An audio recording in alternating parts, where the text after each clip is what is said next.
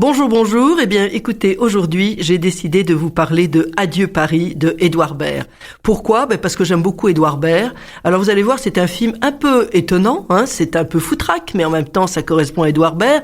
C'est-à-dire, c'est à la fois drôle, mais très fin. Vous voyez, là, on n'est pas avec les ch'tis, les tuches et toutes ces âneries que l'on a l'habitude de voir en France. Non, c'est un film très élégant.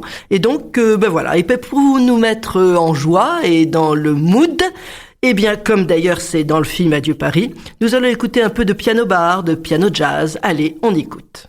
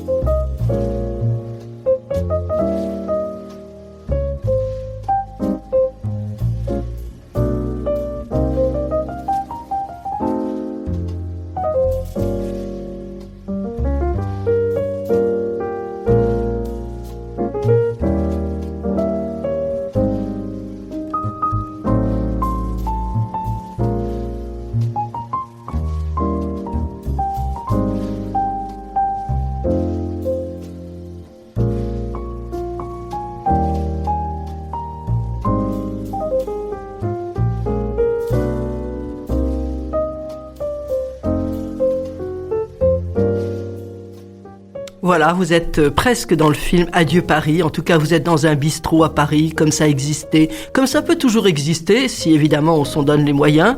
Parce que dans cette musique, vous voyez, il y a une sorte de nostalgie un petit peu, parce qu'on est bien, on est dans le blues, on est dans le créatif, dans l'amitié, etc., etc.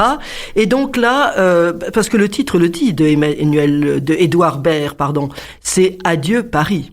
Voilà, c'est donc quand même dans le titre déjà, on peut entendre des choses, voilà. Alors, pourquoi je vous parle de Adieu Paris ? Parce que, oui, j'ai envie que vous alliez voir ce film de Édouard Baird. Souvenez-vous, ou peut-être vous ne l'avez pas vu, mais son dernier film s'appelait Ouvert la nuit. C'était un film qui était réalisé en 2016 ou 2017, peu importe. Et c'était déjà, ça n'avait rien à voir avec celui dont je vais vous parler, mais quand même, nous étions à Paris. Et nous étions dans une errance, dans un Paris superbe. Superbe pourquoi ? Parce que déjà, il y avait une image magnifique, et le directeur de la photo, c'était Yves Angelo. Alors, Yves Angelo, c'est quand même un excellent directeur de la photo. Il a beaucoup travaillé avec Tavernier. C'est lui qui avait fait l'image de Un dimanche à la campagne. Il avait aussi beaucoup travaillé avec Sauté, Un cœur en hiver, etc. Des tas de films que vous connaissez certainement. Il a aussi beaucoup travaillé, je sais pas pourquoi, il est toujours de ce monde, avec François Dupeyron.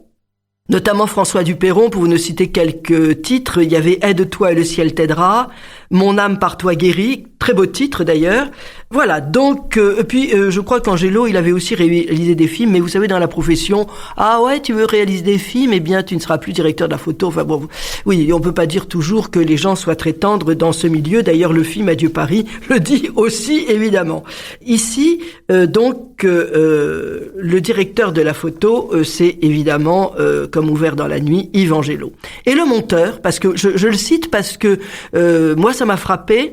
Quand j'ai vu le film, j'ai dit, oh là là, là, il y a un montage super, hein, parce que c'est pas toujours évident. Ce sont des gens qui parlent autour d'une table. Il n'y a pas pire pour tourner. Parce qu'il faut être dans les axes, il faut pas faire des faux raccords. Tout d'un coup, les gens sont censés se regarder, ne se regardent pas. Enfin, si vous n'êtes pas expert, enfin, si vous ne savez pas le métier, vous pouvez vous planter. Et donc, je dis pas que Edouard Baird s'est planté, je n'en sais rien. Mais en tout cas, je pense qu'avec ce monteur, qui est excellent, il a Peut-être, je n'en sais rien. Hein, peut-être je m'avance, mais en tout cas, il y a aucune faute de raccord. Et donc, il s'agit pour le monteur, je le cite, c'est Hervé Deluse. Alors, Hervé Deluse, évidemment, c'est pas n'importe qui non plus. C'est notamment les films de Polanski. Avec le dernier, J'accuse, Ghostwriter, enfin tous les très bons films de Polanski ont été montés par Hervé Deluse. Hervé Deluse, c'était lui aussi qui montait les films de René. Alors là, je crois quand même que c'est une référence parce que René, c'est un réalisateur, mais c'est aussi, il a été monteur. Voilà, donc Hervé Deluse. Alors c'est la raison pour laquelle donc on s'aperçoit qu'avec le film de Edouard Baird, Adieu Paris, on retrouve la qualité dans la fabrication du film. Et je crois que aussi, au-delà de l'image et du montage, il y a évidemment un choix des acteurs qui est très séduisant. C'est-à-dire que il faut évidemment, si vous êtes allergique à Edouard Baird, c'est dommage. Mais enfin, bon, voilà, parce que c'est tout lui. C'est-à-dire que ce film, c'est un mélange de cynisme, de cruauté aussi, mais très élégante, beaucoup de tendresse et surtout beaucoup de bienveillance. Il n'y a aucune méchanceté. Il y a une légèreté et qui cache une assez grande tristesse. C'est pour ça que même dans ces musiques piano-bar, il y a un peu tout ça. Voilà.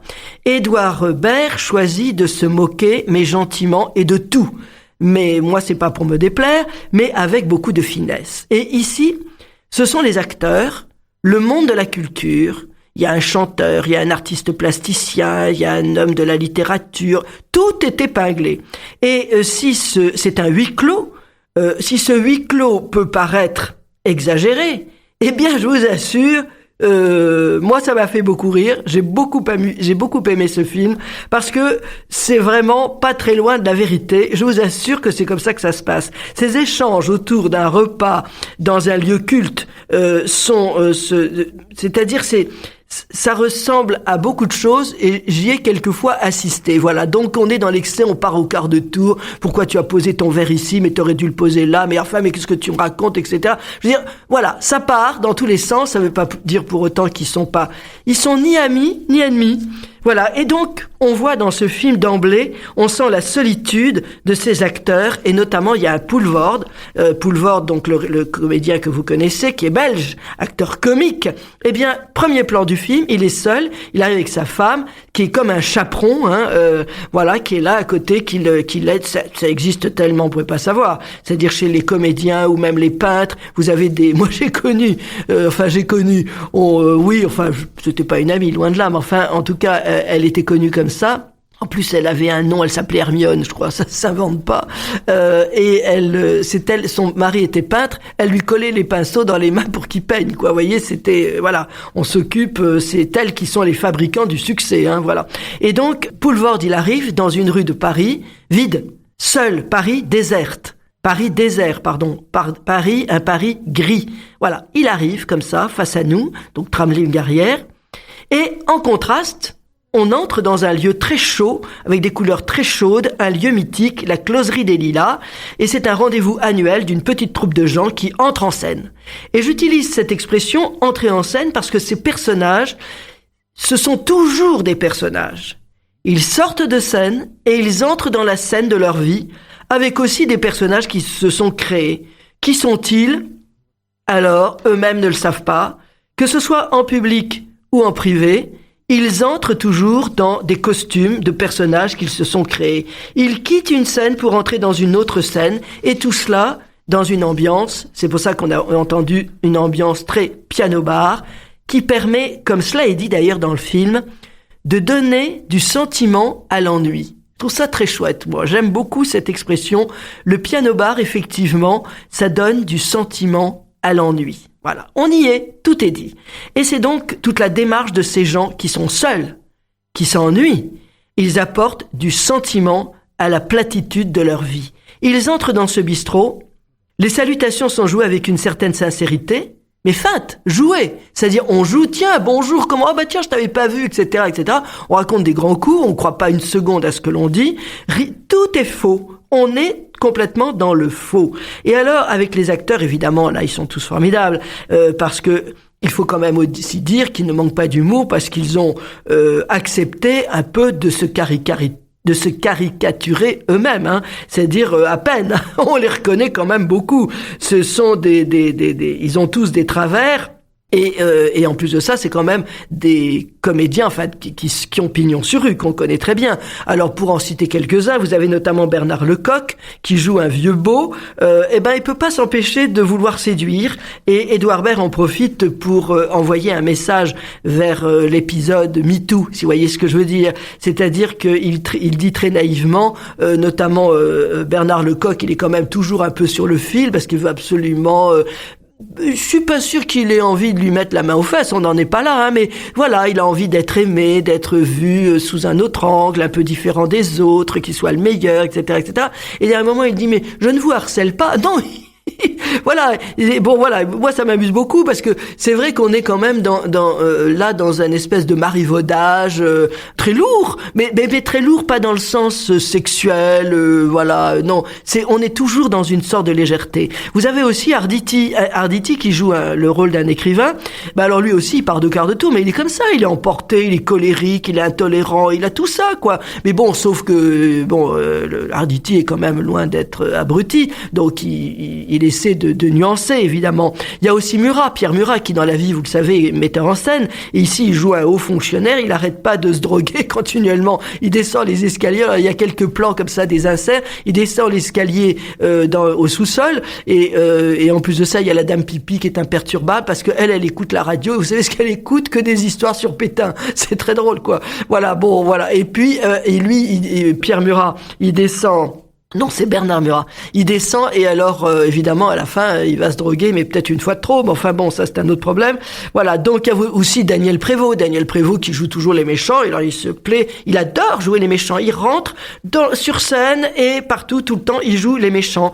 Voilà. Et puis, vous avez l'artiste conscient secrètement que ses œuvres sont sublissimes. Alors, voilà, l'artiste, notamment celui qui fait une sculpture. Alors ça vaut le pesant de moutarde parce que c'est ça aussi, c'est quand même Édouard Baird épingle un peu le côté, on va dire le milieu un peu artistique où on fait n'importe quoi et on est primé. Ben oui, parce que si on connaît un tel du machin du truc, on est primé. Bon, évidemment. Voilà. Donc le maître des lieux, c'est donc dans la closerie des Lilas, c'est aussi joué par un comédien malheureusement qui nous a quittés il y a pas si longtemps. C'est Stévenin, qui là aussi joue un peu les clown, il veut faire marrer tout le monde, il veut que tout le monde soit content. Alors à un moment, il explique, t'as vu, j'ai enlevé ma moustache. Alors ah bah oui.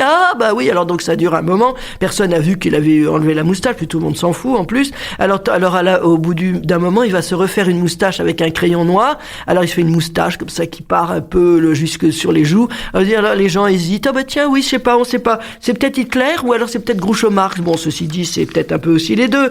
Enfin donc, ce sont des personnages qui sont crédibles, qui ne s'aiment pas, mais qui savent jouer ensemble. C'est exactement comme ça que fonctionne le milieu cinéma. Quand on parle de la grande famille, mon cul, comme dirait Zazie dans le métro, vous voyez. Oui, non, voilà, on joue ensemble, on joue à s'aimer, on joue à se détester, on joue, on est tout le temps sur scène en train de s'amuser. Et l'ambiance bistrot parisien, écoutez, c'est très bien vu. Et c'est vrai que dans ces bistrots, adieu Paris. Est-ce que ça existera encore? Je n'en sais rien. Mais en tout cas, on s'y sent bien. On s'y sentait bien. Moi, je sais que c'est vraiment parce qu'il y avait une ambiance chaude, Voilà. Enfin bref, écoutez, on va pas. Oui, c'est vrai qu'on peut. Si on a connu ça, on peut être un peu nostalgique, mais enfin c'est un autre problème. Et donc reste en dehors de ce petit groupe qui se connaît.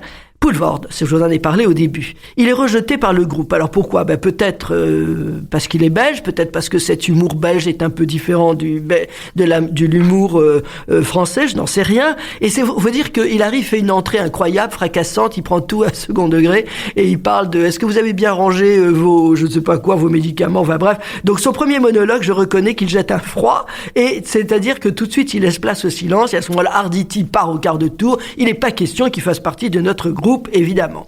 Et une autre personne est très isolée, ça c'est intéressant aussi, c'est Depardieu. Depardieu, qui joue le rôle donc d'un comédien, Depardieu, qui en principe aurait dû rejoindre à la Closerie des Lilas tous ses petits copains, et sa fille arrête pas de lui dire, tu sais, on devrait y aller, etc., etc. Et lui, non, il a pas très envie d'y aller.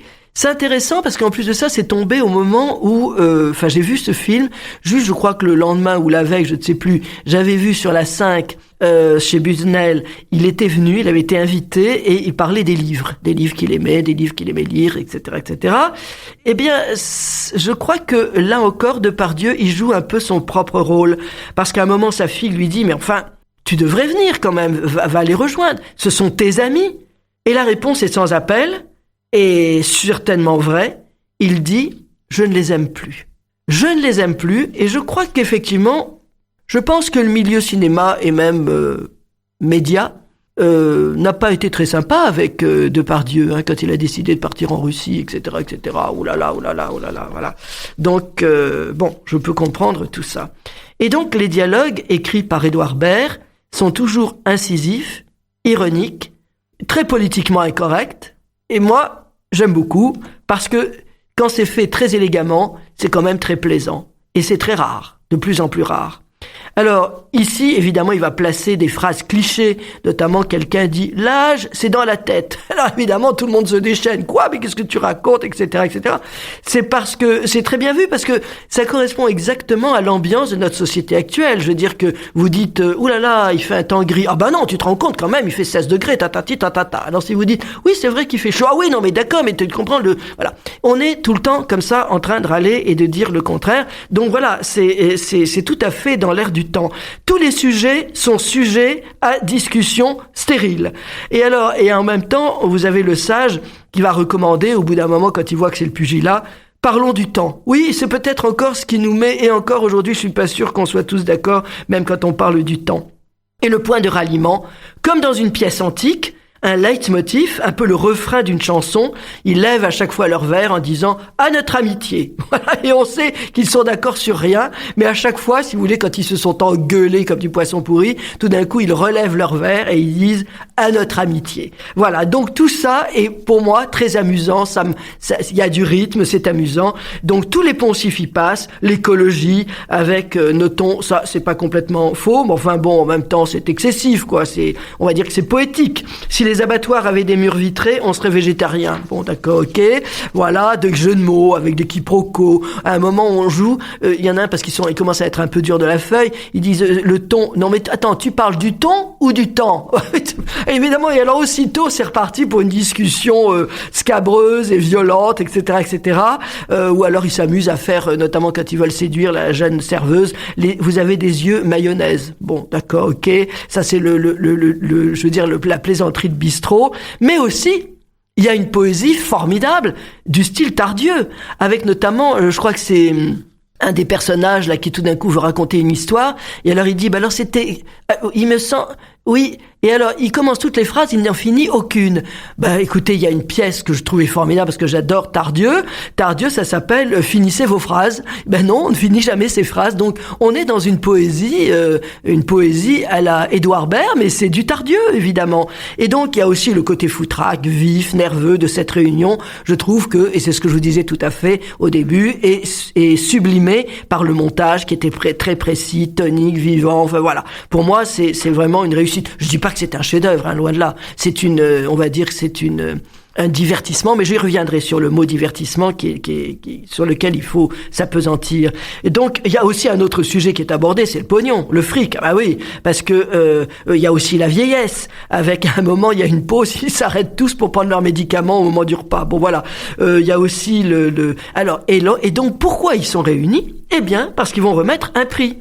Oui, parce que les prix, c'est là, je vous le disais tout à l'heure, on les donne à n'importe qui, notamment le spécialiste, là, ils viennent faire une sculpture qui s'appelle Mikado.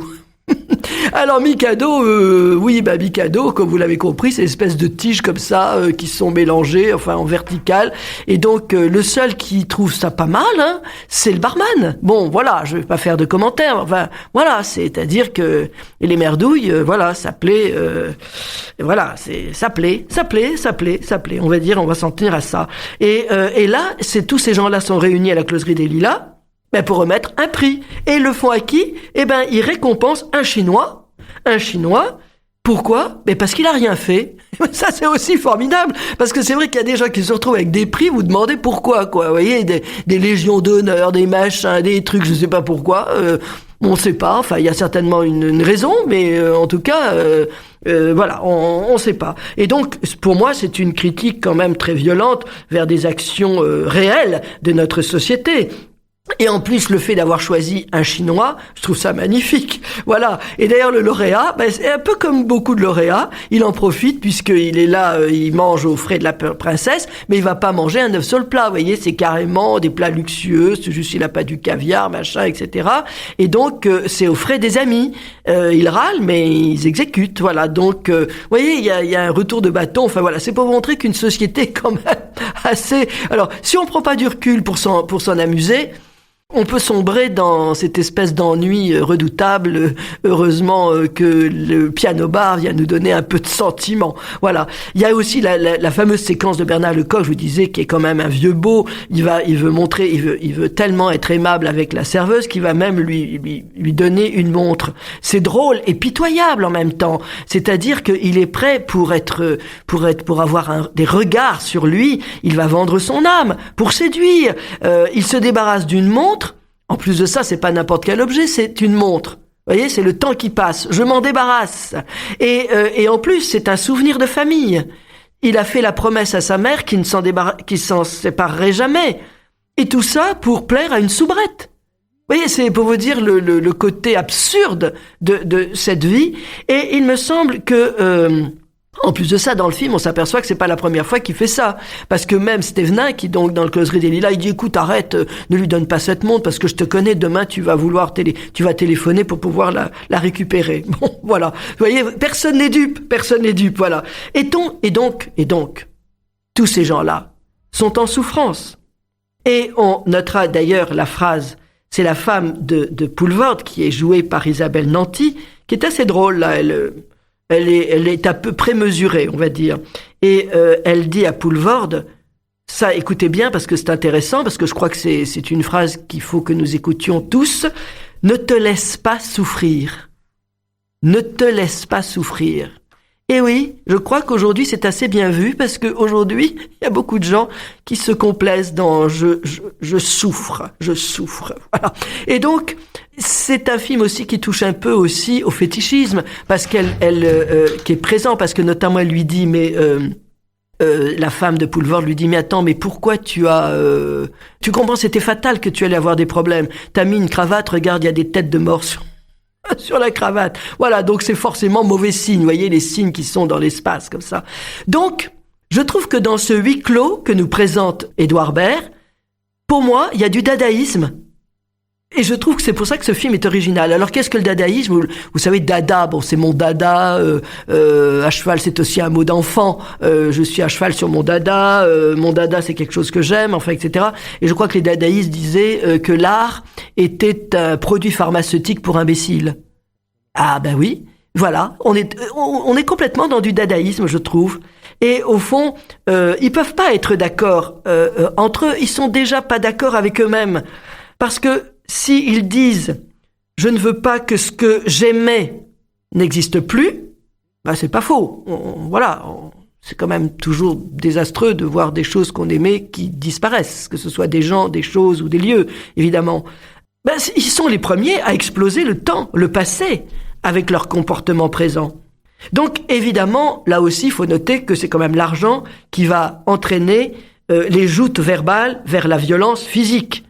Et c'est un peu comme le dit la chanson, à un moment il y a un chanteur, c'est Poulvord qui chante « Nous sommes des chanteurs solitaires ». Oui, voilà. Et que ce soit dans le tourbillon d'une réunion fabriquée, mise en scène, dans la vie, mise en abîme théâtral, ou comme Depardieu, isolé, qui renonce au mouvement, en choisissant, d'ailleurs c'est lui qui le dit, « Je suis dans un mouvement immobile ». Je suis dans un mouvement immobile. Ben, il avoue trouver la plénitude en étant chez soi. Eh bien, je trouve que le film de Edouard Baird, qui est, je le reviens sur le mot divertissement, c'est un divertissement extrêmement bien fait. J'ai envie de dire que c'est un divertissement, mais au sens strict. Pour les acteurs du film, voire les acteurs eux-mêmes, une nécessité, en effet, de se divertir. Et donc, il faut prendre le mot « se divertir » au sens strict, du latin « divertere », c'est-à-dire détourner l'attention de soi-même en entrant dans la fabrication d'un personnage que l'on voit quelquefois dans un miroir, parce qu'il ne manque pas de miroir dans ce film. Celui qui se drogue, il se drogue face au miroir. Poulvord, à un moment, est face à un miroir. Donc, je trouve que c'est un film très intéressant, très séduisant, ceux de l'Edouard Baird. Alors on va écouter tout de suite la bande-annonce. Janvier 2022. Après tous ces mois forcés à partager tous ces repas en famille, venez déjeuner avec des légendes de la vie parisienne. C'est une vieille tradition ancestrale, ça fait 20 ans qu'il faut se déjeuner. C'est toujours agréable de louper le début. Les retrouvailles, les embrassades, le premier verre. Tu veux pas me raconter ça dans la voiture plutôt ? Adieu Paris, un film qui s'adresse à toutes les générations. Vous aimez les jardins, vous ? Je m'en branle. Adieu Paris, les mots d'esprit les plus fins. Il y a un tasse-cheval, je vais mettre une cagoule. Mais qu'est-ce qu'il fout là, lui ? Je sais même pas comment t'as le culot de te présenter ici aujourd'hui après ce qui s'est passé. Adieu Paris, des plats raffinés. Y a plus de poivre vinaigrette ? Des conversations brillantes. Adieu Paris, des gens qui s'aiment un peu, beaucoup. Il vient d'où ton pognon, toi ? Il vient d'où ? Il vient de mon travail, tu vas dire. Ah, le bouffon, on sait bien où il est. Hein. Des gens qui savent se détester. Qui a été le plus lamentable cette année ? Oui, non, mais alors moi, objectivement, je ne... Est-ce que tu veux de l'aide ? Peut-on aller bien quand tout va mal ? Il a pas l'air d'aller bien. Mais moi non plus, je vais pas bien ! Qui va bien ? Personne ne va bien ! Ça va les nazes ? Ça va secouer. Ça va ? Ouais. Bonne ambiance ? Hein ? Tu vois le dîner de con ? Oui. Eh ben, c'est nous les cons. Adieu Paris, un film aux préoccupations universelles. Oui, mais moi, on le sait que je suis con, moi. J'ai prévenu. Moi, je le trouve encore très séduisant. Comme c'est beau un homme à table, un homme face au pot-au-feu. Il a une tête de daube, ce pot-au-feu. Mais c'en est. Derrière chaque pot-au-feu, il y a du carnage. Attends, je sécurise le périmètre. Go, go, go. Voilà, c'est ça. C'est ça qu'on veut, en ce moment on veut ça. Tu comprends ? Voilà, alors écoutez, je trouve que cette bande-annonce est formidable avec cette voix off là de Edouard Baird qui est voilà, il a aussi le sens de la bande-annonce parce que souvent les bandes-annonces sont elles manquent d'humour, elles sont plates. Mais bon, là vraiment c'est très drôle parce que c'est dans l'esprit de ce que vous savez que dans le temps, c'était un vrai métier. Il y avait vraiment des monteurs qui étaient là, qui ne faisaient que des bandes annonces. Voilà. Donc, écoutez, c'est un petit bonheur. Donc, moi, vous l'avez compris, je vous recommande Adieu Paris de Edouard Baird. Et donc, maintenant, à la semaine prochaine.